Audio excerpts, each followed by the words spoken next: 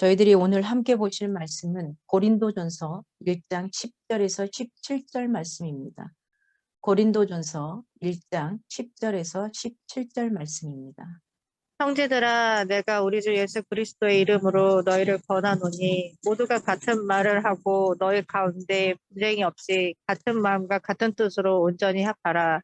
내 형제들아, 글로리의 지편으로 너희에 대한 말이 내게 들리니 곧 너희 가운데 분쟁이 있다는 것이라. 내가 이것을 말하거니와 너희가 각각 이르되 나는 바울에게, 나는 아볼로에게, 나는 게바에게, 나는 그리스도에게 속한 자라 한다는 것이니 그리스도께서 어찌 나뉘었느냐. 바울이 너희를 위하여 십자가에 못 박혔으며 바울의 이름으로 너희가 세례를 받았느냐. 나는 그리스도와 가이오 외에는 너희 중 아무에게도 내가 세례를 베풀지 아니한 것을 감사하노라. 이는 아무도 나의 이름으로 세례를 받았다 말하지 못하게 하려 함이라. 내가 또한 스데바나 집 사람에게 세례를 베풀었고 그 외에는 다른 누구에게 세례를 베풀었는지 알지 못하노라. 그리스도께서 나를 보내심은 세례를 베풀게 하려 하심이 아니요 오직 복음을 전하려 하심이로되 말의 지혜로 하지 아니함은 그리스도의 십자가에 헛되지 않게 하려 함이니라. 아멘. 아멘. 감사합니다. 오늘 고린도전서 1장 10절에서 17절 말씀은 글로에의 사람을 통한 소식을 접하고 거기에 대해서 이야기를 하는 부분이 나옵니다. 또 같은 말, 같은 뜻, 같은 마음 이런 생각을 가지고 오늘 볼 수 있기를 바랍니다. 고린도전서를 아마 성경을 많이 봤을 때 되게 쉽게 편안하게 봤을 겁니다. 그런데 이 말이 굉장히 어렵고 힘든 부분이기도 해요. 왜냐하면 지금 현재 우리가 처해 있는 사회와 너무 닮은 꼴이기 때문에 항상 반복의 반복을 연결하는 것 같습니다. 오늘 본서 본론은 전반부 1장 10절에서 6장 20절 그리고 하반부에 7장부터 15장 크게 두 부분으로 나눕니다. 또 이 가운데에서 전반부가 또 1장 10절에서 6장 20절은 글로에의 집 사람으로부터 들은 고린도 교회가 당면한 문제, 여기에 대해서 책망하고 훈계를 기록하고 있습니다. 특히 본서의 본론 전반부 가운데서도 특별히 오늘 1장 10절에서 4장 21절에 이르러서는 고린도 교회의 그 분열을 책망하면서 조속히 하나 되기를 촉구하는 사실을 기록하고 있습니다. 이 계시 부분은 고린도 교회가 기독교 신앙의 본질인 그리스도의 복음보다는 특정한 사역자를 따르는 인맥에 집착하고 분파주의에 빠짐으로써 분열한 사실을 굉장히 지적하고 책망한 사실을 보도하고 있는 조금은 무거운 주제이기도 합니다. 당시 고린도 교회는 여러 분파로 나뉘어서 분쟁을 일삼죠. 이게 쉽게 볼 수 있는 부분이기도 하죠. 요즘 교회 형태에서. 그 원인이 어디에 있을까? 어떤 인간적인 관점에서 본 특정 지도자에 대한 지나친 집착 때문이었다고 보고 있습니다. 오늘 본문을 크게 네 부분으로 한번 나눠서 보고자 합니다. 첫 번째는 권면하는 부분입니다. 주 예수 그리스도의 이름으로 분쟁이 없이 연합할 것을 권면하고 있습니다. 오늘 10절에 이렇게 표현하죠. 분쟁이 없이 같은 마음과 같은 뜻으로 온전히 합하라. 같은 마음, 같은 뜻, 같은 말. 교회를 향해 그리스도께서 가장 먼저 바라시는 것, 그게 뭘까? 하나됨입니다. 하나됨.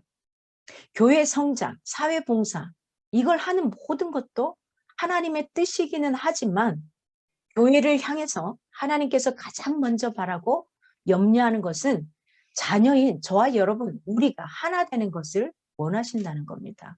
이걸 기억할 수 있기 원합니다. 우리의 본질이 무엇인지, 교회가 돌입하는 본질이 무엇인지를 오늘은 분명히 기억할 수 있는 시간이 되기를 원합니다. 두 번째로는 분열에 대한 문제 제기를 하고 있습니다. 바울은 글로에의 사람들을 통해서 교회 안에 분쟁이 있다는 소식을 들었습니다. 바울은 지식과 구변에 뛰어나기도 하고 은사에 풍족했던 고린도 교회가 오히려 이러한 장점들로 인해 분열이 일어나고 다툼이 일어나고 각종 문제들로 인해서 진통을 앓는 것을 보면서 인간의 숨길 수 없는 솔직한 모습을 보게 되죠. 우리도 마찬가지일 거고요. 그렇습니다. 어느 인간이나 집단을 불문하고 장점이 있으면 단점이 있죠. 밝은 쪽이 있으면 어두운 면도 있습니다. 그래서 우리 모든 인간을 양면성이 있는 존재로 보죠. 우리는 늘 이 양면성을 염두하면서 살아가야 합니다. 12절에서 고린도 교회에 있었던 분쟁의 구체적인 원인 한 가지가 나오고 있습니다.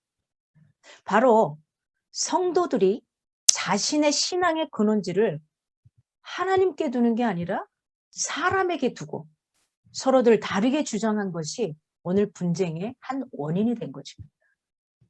오늘 12절에 이렇게 표현해요. 나는 바울에게 속한 자요. 나는 아볼레에게 속한 자요. 나는 게바에게 속한 자요. 나는 그리스도에게 속한 자라. 이렇게 나눠가고 있습니다. 나는 바울에게 속한 자다. 이는 자신이 바울파라는 의미를 가지고 있습니다. 나는 바울을 추종하는 사람이야. 바울은 고린도 교회 개척자입니다. 아마도 바울로부터 직접 복음을 듣고 개종한 고린도 교회의 초창기 교인들일 가능성이 많습니다. 이들은 자신들에게 복음을 전해준 바울을 너무 존경한 나머지 다른 지도자들을 배격하면서까지 그의 사도 바울의 사도적인 권위, 교훈을 굉장히 축켜 세우고 있죠. 이러한 방식으로 자신들의 입지도 강화했던 것입니다. 야 봐라, 우리는 초창기 바울이야. 바울이 개척할 때부터 있었던 개척 멤버야. 이렇게 표현하는 거죠. 하지만 이에 대해 바울은 이들의 견해를 굉장히 배격합니다. 자기를 따라주고 좋아하는 사람들이지만 아닌 것은 아닌 겁니다. 정정해주기 시작합니다.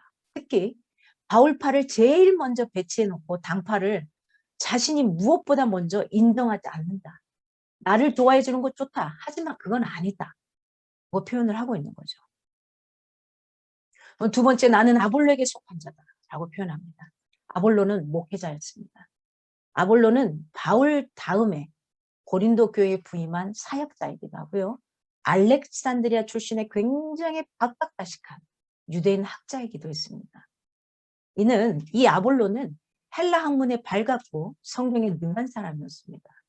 그리고 바울이 3장 16절에 나는 심었고 아볼로는 물을 주었을 때 라고 언급하고 있는 것을 볼 때 고린도 교회에서는 없어서는 안 될 굉장히 중요한 인물이었음에는 틀림이 없습니다.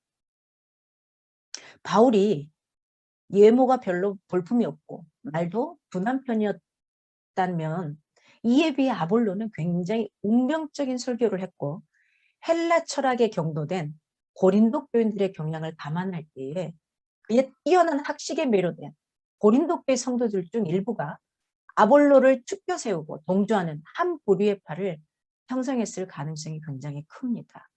이게 바로 아볼로에게 속한 자다. 이 아볼로를 쫓아가는 사람들, 아마 머리가 좋고 뭔가 많이 배운 그런 대로 가방끈이 길다고 하는 사람들이 이 아볼로파에 속해 있었을 겁니다. 세 번째, 나는 게바에 속한 자다라고 표현을 합니다. 게바는 누구의 이름이죠? 사도 베드로의 아람어식 이름입니다. 율법에 대한 예착심이 많은 자들이 주로 아람어를 많이 사용했죠.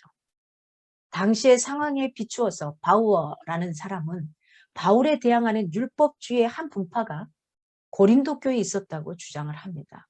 그러나 고린도 교회 내의 분쟁이 신학적인 논쟁이라기보다는 지도자에 대한, 그들을 끌어주었던 리더들에 대한 왜곡된 충성심에서 기인한 것이기에 사실은 바우어가 주장한 이런 주장은 타당하지 않다고 보기도 합니다. 여기서 베드로를 헬라식 이름이 아닌 베드로가 아니라 아람어로 게바라고 부른 사실, 이것을 미루어 짐작할 때 이들은 일상용어로 조금 뭐 괜찮은 사람이네, 뭔가 너희들과는 달라 라고 표현하는 그런 아람어를 사용하던 예루살렘에서 베드로의 신앙적 기도를 받았던 유대 그리스도인들이 형성한 또 하나의 파였을 거라는 겁니다. 아마 이들은 예수의 수제자인 베드로의 권위가 가장 크다고 생각을 했겠죠. 그래서 베드로를 내세워서 하나의 파당을 만들었을 것입니다. 네 번째로 이렇게 표현합니다. 나는 그리스도에게 속한 자다. 야, 너희는 누구에게 속했지만 아니야. 나는 그리스도에게 속한 자야. 이는 자신들이 그리스도파라는 의미인데 이까는 정확하게 사실은 어떤 성격의 파인지는 구명할 길이 없다고 봅니다. 하지만 추측하건대 예수 그리스도의 교훈을 직접 들었던 자들이 중심이 되어서 형성될 가능성이 있다고 보는 겁니다. 주님이 이 땅에 오신 목적이 무엇일까? 하나님과 인간과 인간 사이의 장벽을 제거하고 하나 되게 하고 화평케 하기 위한 것이 아닌가요? 이것을 위해 인간의 몸으로 오셔서 십자가에 죽으셨습니다. 그런데 그리스도로 장벽을 세운다. 휘장을 다 제해버렸던 예수 그리스도가 오심으로 휘장을 다 제해버렸는데 다시 그리스도로 장벽을 세운다. 이 행위는 예수님이 오셔서 한 모든 것을 어떻게 해요? 다시 무로 돌려버리는 행위이라는 거죠. 그러므로 우리가 진정으로 그리스도께 속한 자라면 이를 기준으로 새로운 문을 만들고 걸어 잠그거나 벽을 쌓고 분리하는 행동을 하지 않도록 해야 할 것입니다. 진짜 그리스도인, 진정한 그리스도인, 참 그리스도인은 그리스도로 장벽을 세우지 않습니다. 그것으로 세상 사람들과 우리를 구분해서는 안 됩니다. 왜냐하면요. 세상에서 저들이 예수를 모른다 해도 교회를 나오지 않는다 해도 그는 누가 만드셨다고요? 하나님이 만든 피조물입니다. 우리가 그들과 나를 다른 존재로 장벽을 세워서는 될 수 없는 일입니다. 장벽을 세운다는 것은 나를 만드신 그 하나님을 인정하지 않는다는 의미이기도 합니다. 이제 우리는 인간이 만든 모든 장벽을 허물어 나뉘고 분리되었던 이 세상을 하나로 만드는 자들이 되어야 할 것입니다. 이제는 저와 여러분이 해 나가야 됩니다. 예수님이 이 땅에 오셔서 짧은 생애 동안 하고 가셨던 그 역할. 이제는 저와 여러분이 해야 될 그 역할입니다. 그러나 이 위에서 말한 이 네 가지. 나는 누구에게 속했고 누구에게 속했고 누구에게 속했고 이 사람들의 주장은 추정에 불과하다는 거예요. 이들의 팔을 열거해서 정확하고 완벽하게 구명하라는 것이 아닙니다. 그게 중요한 게 아니에요. 단지 고린도 교회의 성도들이 팔을 가르고 서로를 적대하고 있는 상황을 책망하고 있고요. 이에 대해서 권면하고자 하는 의도에서 나온 이야기입니다. 그러면 이러한 결과는 어떻게 된 건가요? 교회의 질서가 잡히고 평화를 가져다 주었는가요? 이렇게 팔을 나눠서 서로 갖고 갔지만은 분쟁의 결과, 이렇게 함으로써 결과 무엇이 주어졌나요? 아무것도 주어지지 않았습니다. 오히려 혼란만, 큰 소란만, 분쟁만, 분파와 다툼으로 교인들이 서로 상처를 입고 교회의 권위와 하나님의 영광에 누가 되고 말았습니다. 여러분, 자신의 신앙에 큰 영향을 미쳤다고 해서 그를 내가 믿을 대상이나 중심으로 삼는다면 잘못된 것입니다. 누구를 믿고 있는지 분명히 하시기 바랍니다. 이 땅을 살아가면서 우리의 롤모델을 두고 그가 잘 살아가고 있는 모습 속에 살아가기 위해 발버둥 치는 것은 괜찮습니다. 그렇게 살아야죠, 당연히. 그가 예수 그리스도의 모습의 형상을 가지고 살아가려고 노력한다면 나도 그를 닮아갈 수 있습니다. 그러나 그는 내가 믿고자 하는 그 주님의 대리자일 뿐이고 그분을 통해서 내가 예수 그리스도를 만나는 것뿐입니다. 내가 믿을 대상은 사람이 아니라 하나님이라는 사실입니다. 내가 묻고 행해야 될 대상은 인간이 아니라 사람이라는 겁니다. 내가 묻고 인생의 문제를 해결하기 위한 것은 세상에 수많게 놓여있는 책이 아니라 그것들을 통해서 하나님 앞에 묻고 행하는 겁니다. 교회는 사람과 사람을 통해서 이루어집니다. 나를 이끌어주는 그가 아무리 감사해도 감사는 할 수 있고 좋은 관계는 가지고 갈 수 있습니다. 그러나 신앙의 본질이 될 수는 없다는 겁니다. 누구만이 오직 예수 그리스도만이 우리 신앙의 대상이 될 뿐입니다. 내 인생의 삶의 주인은 오직 예수 그리스도만이 성부, 성자, 성령 이 삼위일체 하나님만이 우리가 믿고 따라갈 대상이라는 겁니다. 여러분이 지금 무엇을 가장 더 믿고 따라가는지 한번 생각해 봅시다. 혹시 어떤 문제가 일어나면 친한 사람을 찾아갑니까? 여러분, 하나님보다 그 사람이 신앙의 대상인 겁니다. 어떤 문제가 앞에 산다면 책을 찾아서 도서관이나 서점에서 헤매고 있습니까? 여러분은 내가 믿고 따르는 자가 책에 있던 겁니다. 아니요. 이것들이 우리 삶에 도움이 되는 건 분명합니다.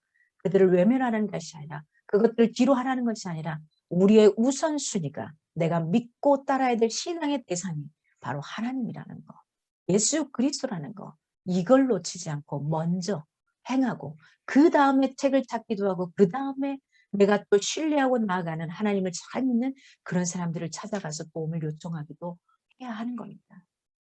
여러분, 여기서 한 가지 살펴보고자 한 부분이 있습니다. 마태복음 16장 18절에 말합니다. 너는 베드로라. 내가 내 반석 위에 내 교회를 세우리니 라고 말씀하는 부분이 있습니다. 이 부분 때문에 카톨릭에서는 베드로를 기초로 해서 교회가 세워졌다는 신념이 있습니다. 이걸 믿고 가는 게 카톨릭입니다. 그런데 마태복음의 말씀의 전후 문맥을 살펴보면 항상 말씀은 그 한 구절만 봐서는 안 됩니다. 전체적인 흐름 속에서 이 단락 속에서 이게 어떤 의미로 나온 건지를 살펴봐야 됩니다. 보통 2단, 3단이라고 표현하는 사람들이 바로 이렇게 합니다. 한 구절만 떼어서 자기들이 원하는 그것만 목적으로 삼죠. 그래서 마태복음 말씀의 전후 문맥을 살펴보면 마태복음 16장 16절에 굉장히 유명한 구절이 있죠. 너희는 나를 누구라 하느냐? 누구는 누구 무엇이라 무엇이라 무엇이라. 그때 베드로가 말하죠. 주는 그리스도시요 살아계신 하나님의 아들이시니다. 라는 신앙 고백을 합니다. 이 말씀이 16장 16절에 있고 16장 18절에 너는 베드로라. 내가 네 반석 위에 내 교회를 세우리라는 건 이 반석은 바로 베드로가 아니라 말씀. 그가 고백한 주는 그리스도시요 살아계신 하나님의 아들이시니이다. 이 고백 위에 내가 교회를 세우겠다라는 표현입니다. 기억하십시오. 여기서 이 반석은 베드로가 아니라 그가 한 신앙 고백, 그 위에 교회를 세우겠다는 겁니다. 그러므로 주님께서 교회를 세우시는 곳은 바로 어디예요? 그리스도를 믿는 믿음인 겁니다. 그리스도를 믿는 믿음. 내가 예수 그리스도를 믿음으로 인해서 주님이 나에게 뭐라고 말씀하십니까? 너가 바로 교회이다. 너가 바로 나를 모치는 청년이다. 라고 표현하는 겁니다. 다시 정리해 봅니다. 교회는 그리스도를 주님으로, 내 인생의 주인으로, 내 인생의 왕으로 그를 고백하고 그가 하나님의 독생자임을 믿는 믿음 위에 세워지는 것이 바로 교회입니다. 그래서 저희들은 지금 저와 여러분은 지금 몇 개의 교회가 지금 있는지 모르겠습니다. 여기 지금 10개의 교회가 서 있습니다. 우리 화면 속에 10개의 교회가 세워져 있습니다. 이 교회가 보여지는 교회 형태인 건물당, 예배당에 함께 모여서 하나님의 성전으로서 그 역할을 우리가 어떻게 해낼 것인가. 하나님이 원하시는 공동체의 삶을 어떻게 펼쳐내고 이웃을 향해서 어떤 일들을 해나갈 것인가 하는 것이 바로 교회의 형태입니다. 즉 그리스도가 교회의 유일한 기초가 되는 것입니다. 사람은 절대로 신앙의 대상이 될 수 없는 것입니다. 고로 우리는 사람 중심의 교회, 사람을 의지하는 교회, 이걸 만들어서는 안 됩니다. 저도 마찬가지입니다, 여러분. 교회의 본질이신 주님만 인정하고 그를 믿고 의지하며 가야 합니다. 여러분, 왜 어떤 사람들이 교회에서 목사님 때문에 아니면 다른 성도 때문에 실망하고 나갑니까? 그가 믿고 따르는 게 그가 늘 교회 예배당에 가서 예배드렸던 게 하나님이 아니었을지도 모르겠습니다. 우리가 분명히 인지할 수 있기를 바랍니다. 교회의 본질이신 주님만 인정하고 그를 믿고 의지하며 갈 수 있기 원합니다. 성도라는 이름을 가진 우리는 교회라는 구원의 방주에 탄 운명 공동체가 되는 겁니다. 그리고 이 방주의 선장은 바로 목사가 아니라 주님이신 겁니다. 돈을 많이 내는 내가 아니라 주님이신 겁니다. 재능이 많은 내가 아니라 주님이신 겁니다. 그 주님이 주신 달란트로 내가 그걸 사용하는 겁니다. 보여주는 교회 가운데 사용하는 겁니다. 이웃을 위해 쓰는 겁니다. 세상의 물질 건강 이거요. 글쎄요. 이건희 회장이 이 땅을 떠났잖아요. 살고 싶었지만 살지 못하고 너무 빠른 나이에 갔습니다. 가면서 그가 이뤄놓은 수많은 돈들 그거 혹시 1원이라도 들고 갔나요? 다 못 쓰고 갔습니다. 아무것도 아니에요. 내 거 안 되는 겁니다. 내가 어떻게 살아야 되며 무엇을 향해 살아야 되는지 분명히 인지하며 살아갈 수 있기 원합니다. 방주의 선자는 주님이십니다. 동시에 무게중심 역시 그리스도 한 분뿐이라는 겁니다. 그분이 끌어주시는 대로, 그분이 끌어가시는 대로, 그분이 가기를 원하시는 대로 가보는 겁니다. 방주된 교회와 성도가 다른 것을 따른다면 사실은 길을 잃고 헤매거나 기우뚱거리다가 파산하게 될 것입니다. 산산이 부서지게 될지도 모릅니다. 그러므로 우리는 고린도 교인들이 보여준 어리석은 모습을 교훈으로 삼아 우리가 그리스도인으로서 그리스도만을 중심으로 하나가 돼요. 나의 경험된 생각이 아니라 복음의 진리만을 따라가는 여기 있는 선한길 교회 공동체 여러분 성도 여러분이 되기를 간절히 원합니다. 세 번째는 책망하는 부분이 나옵니다. 성도는 뒤집힌 세상의 가치를 복음의 진리로 바로 세워야 합니다. 그걸 따라가는 게 아닙니다. 13절에 그리스도께서 어찌 나뉘었느뇨? 어찌 나뉘었느뇨? 바울은 굉장히 수사적인 질문을 던집니다. 고린도 교회에서 일어난 분쟁의 사태가 무엇을 의미하는지를 보다 효과적으로 드러내고자 합니다. 이 본문을 보면 마치 그리스도께서 교회라는 의미에서 본다면 교회가 나뉘어졌으므로 그리스도도 나뉘어진 것이라 이런 의미가 됩니다. 그런데 사실 이게 간단하게 볼 문제는 아니고요. 여기서 어찌 나뉘었느냐라고 번역된 본문을 조금 보면은 메메리스타이 이 말은 단순히 나누다가 아니라 나누어서 주다라는 표현이에요. 의미가 완전히 다르죠. 뉘앙스가. 나눈 게 아니라 나누어서 주다. 이 뜻을 지닌 메리조의 완료입니다. 그리스도가 여러 조각으로 나뉘어져서 각기 다른 당파에서 주어질 수 있다고 너희들은 생각하느냐 이런 표현이에요. 그러니까 이게 성경이 사실 간단하게 보면 되게 간단한데 좀 왜곡돼서 우리 개역 개정판들이 좀 표현되기도 많이 합니다. 이걸 원어적인 의미로 따져보면 그리스도가 여러 조각으로 나뉘어져서 야 생각해봐 나는 하나인데 여러 조각으로 나눠져서 내가 뭐 팔은 게바파에게 가 있고 뭐 다리는 아볼로파에 가 있고 이렇게 되어 있느냐. 너희들은 그들을 그렇게 생각하느냐. 굉장히 반어적으로 질문하고 있는 수사 의문문으로 보는 것이 타당합니다. 이런 본문을 통해서 바울이 지적하고자 한 것이 뭘까? 그게 명확합니다. 교회의 머리가 되시는 거, 교회의 하나됨의 근원이신 그리스도께서는 결코 어떻게 당파로 분리될 수 없는 존재라는 사실입니다. 고린도 교회는 그리스도께서 나누어질 수 없다는 것을 알면서도 여러 당파를 만들었습니다. 그리스도를 사실상 나누어 놓는 어리석음을 범하게 된 거죠. 따라서 바울은 바울적 그리스도, 아볼로는 아볼로적 그리스도, 게바는 게바적 그리스도, 그리스도는 그리스도적 그리스도, 결코 있을 수 없다는 사실을 오늘 수사적인 표현으로 강조하고 있습니다. 프리오르라는 사람이 풍자적으로 표현한 게 있어요. 어떤 표현이냐면 좀 들어오세요. 들어오세요. 제발 좀 들어오세요. 우리 집에 누가 똑똑똑했어요? 좀 들어오세요. 안 들어오고 문 앞에 있으니까 제발 좀 들어오세요. 그렇지만 당신의 두 발은 밖에 두고 들어오십시오. 이게 가능합니까?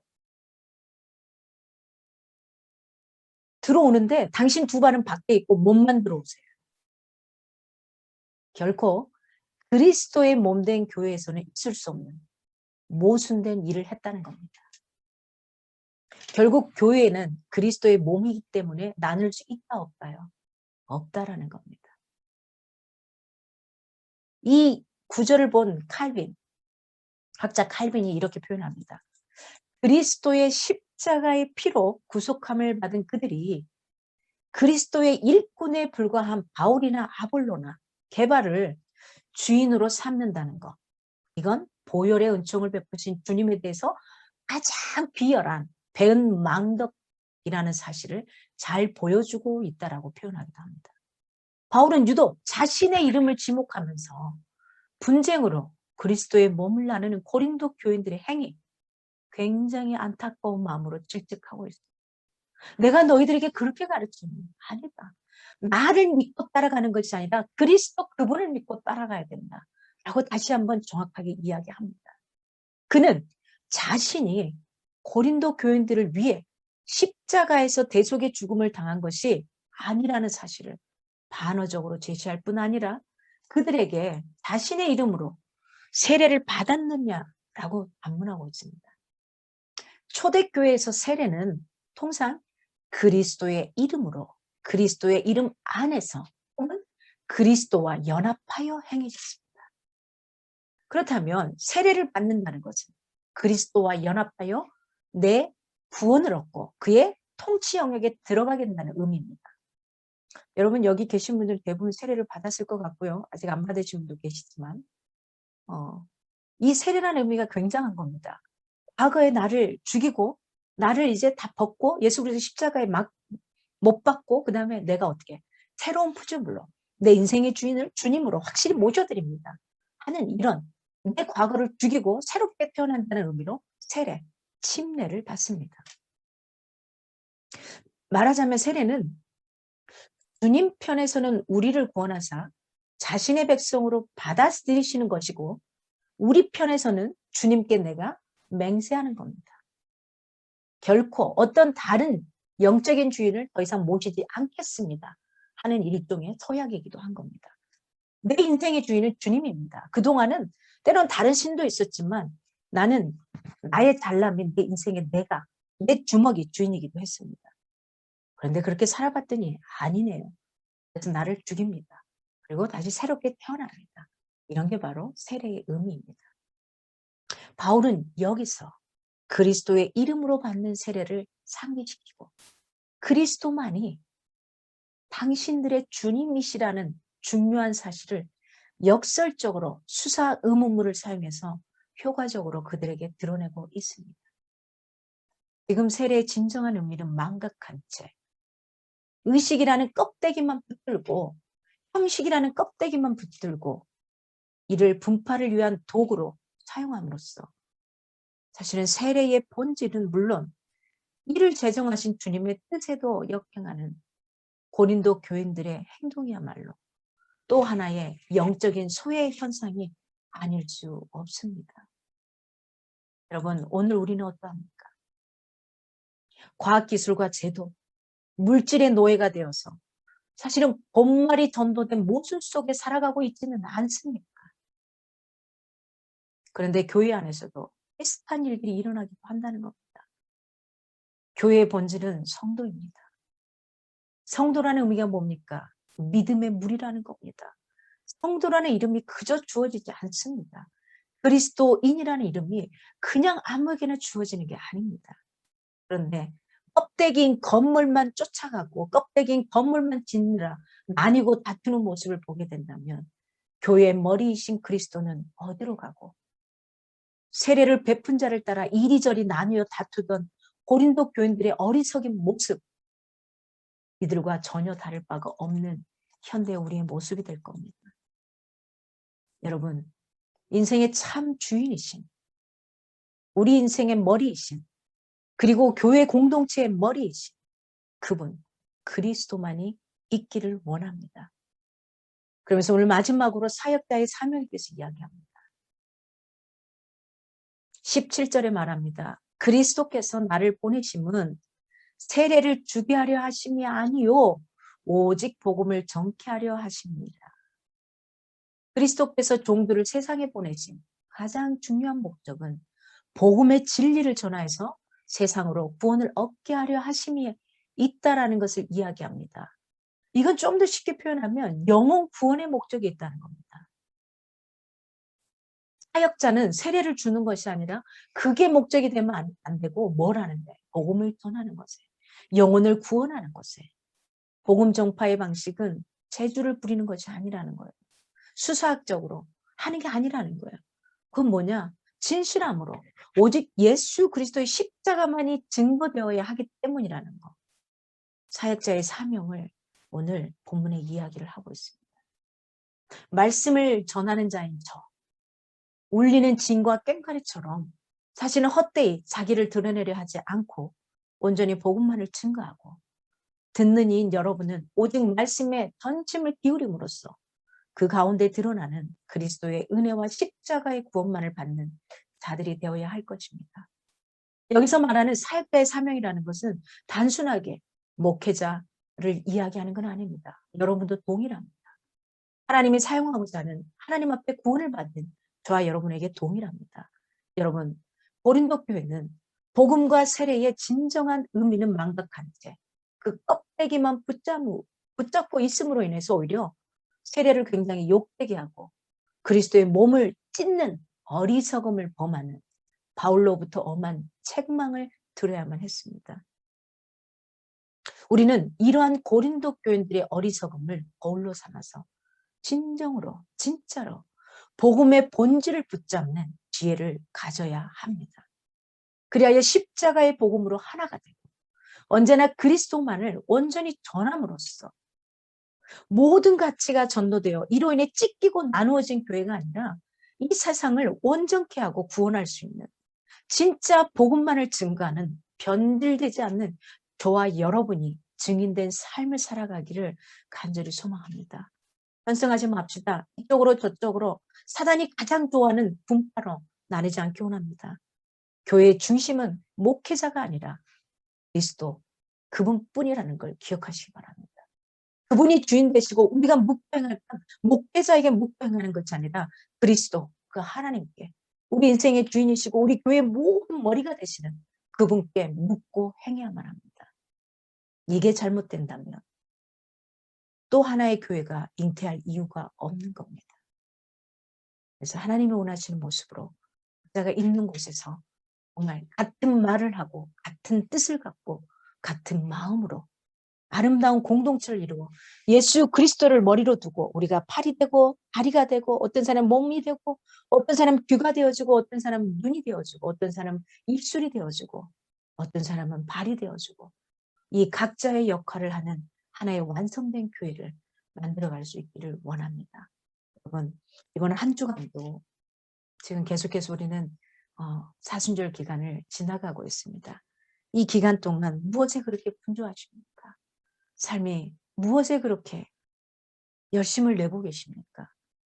정말로 여러분이 인생의 진정한 삶의 의미와 본질을 놓치지 않고 갈 수 있는 한 주간이 되기를 원합니다.